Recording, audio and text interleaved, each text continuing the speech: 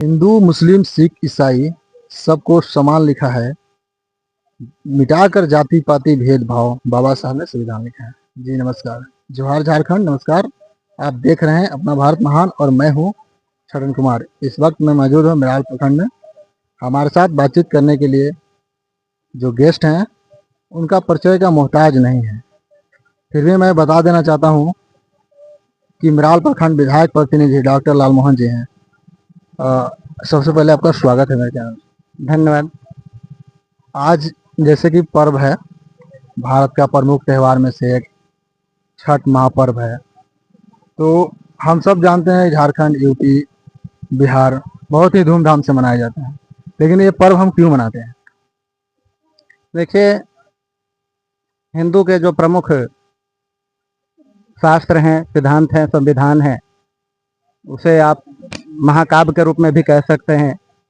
चाहे वो रामायण हो, महाभारत हो, इन दोनों महाकाव्यों में भी छठ पूजा का काफ़ी महत्व बताया गया है। और भगवान राम के समय में भी, भगवान कृष्ण के समय में भी छठ पूजा का परंपरा का शुभारंभ किया गया है। और इस पूजा में भगवान भास्कर का डूबते हुए समय का भी अर्घ दिया जाता है और सुबह में उगते हुए का भी अर्घ दिया जाता है। इसमें व्रती लोग पूरे 4 दिनों तक लगातार संयमित रह के और संयमित रहते हुए पूरी शुद्धता पवित्रता के साथ सात्विक भोजन लेकर के और जलाशयों में, नदियों में, तालाबों में कम वस्त्रों में भगवान सूरज के सामने अर्घ देने का काम करते हैं, जिससे उनकी हर मनोकामना पूर्ण होती है। जैसे कि हम बता रहे हैं आपको, जब विधायक जी आदरणीय सत्येंद्र नाथ तिवारी जी जनसभा कर रहे थे, लोगों के पास जा रहे थे, मिल रहे थे। एक जनसभा में मैं भी वहां पहुंचा था और मैं उनसे सवाल पूछा था। एक ही सवाल पूछा था मैं कि इस बार गढ़वा की जनता क्या करी है।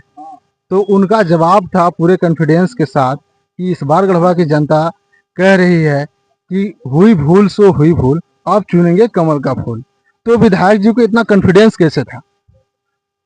देखिए, पूरे 5 वर्षों तक जो यहाँ का मंत्री जी का जो शासन काल था, उसमें काफ़ी भ्रष्टाचार बढ़ा हुआ था। अधिकांश लोगों का भयादोहन हो रहा था। जो जिस प्रकार से पूरे आम जनता का, आम पब्लिक का जो रुझान था सीधे भाजपा के पक्ष में था, इसी के आधार पर वे मजबूती से इस बात को कह रहे थे। जी जी। हम लोगों के बीच अभी गिरनाथ सिंह हैं, पूर्व में विधायक भी रहे हैं।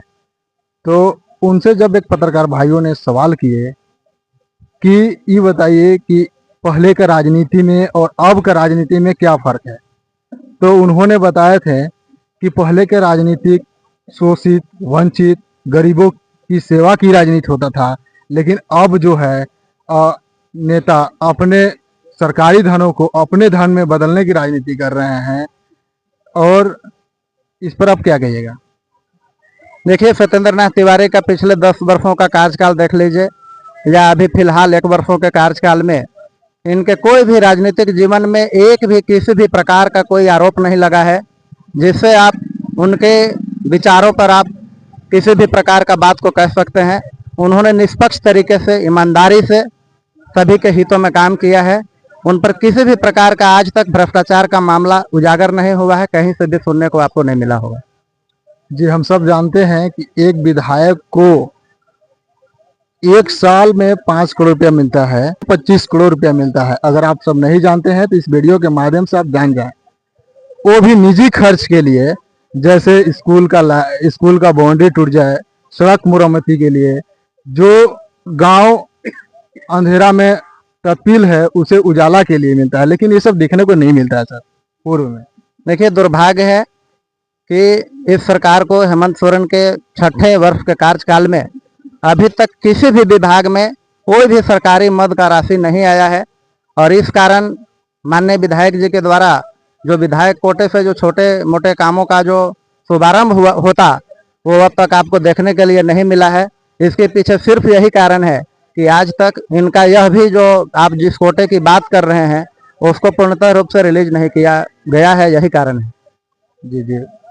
मैं मिराल प्रखंड का निवासी भी हूँ और एक मिराल प्रखंड का लखिया गांव है जो एक पतली सड़क है, मिट्टी मोरम से बना हुआ है सर। वहाँ के आम जनता का एक कंप्लेंट था कि आप अगर वहाँ पहुँचते हैं आपके तक तो मेरा बात जरूर पहुँचा दीजिएगा, क्योंकि वो पतली सड़क है, लगभग 1 किलोमीटर का है और जब बरसात आता है तो उस समय चलना मुश्किल हो जाता है। सैकड़ों घर को आने जाने का बहुत ही कठिनाई होती है। और वहाँ के जनता लोग बताया था मुझे कि आप जाइएगा तो वहाँ पे विधायक प्रतिनिधि तक के बात पहुँचा दीजिएगा, तो वहाँ पे आप क्या करिएगा? देखिए, उस सड़क के बारे में हमें जानकारी है। लखिया के हमारे कार्यकर्ता हैं वीरेंद्र ठाकुर जी, विनय चौधरी जी, उनके द्वारा उस सड़क के बारे में हमें जानकारी दिया गया है। जैसे ही फंड रिलीज होगा उस सड़क को मरम्मत करवाया जाएगा और फिर आगे भी कैसे पक्कीकरण होगा इसको हम लोग देखेंगे, क्योंकि माननीय विधायक जी अब तक जितने भी पक्कीकरण करने के लिए, पुल पुलिया के लिए जो विधानसभा में आवाज उठाए हैं, आज तक एक भी में काम नहीं शुरू हुआ है। तो मैं बताया है कि सरकार के पास किसी भी प्रकार का अभी मद रिलीज नहीं हुआ है, तो उसको अगले वित्तीय वर्ष में हम हर हाल में कराएंगे। ऐसे उसका संभवतः चेक स्लिप मेरे पास आ गया है, तो मैं चाहूँगा कि तत्काल वहाँ पर विधायक कोटे की राशि से उस सड़क का मरम्मत भी करवा दिया जाए। चलिए, बहुत बहुत धन्यवाद।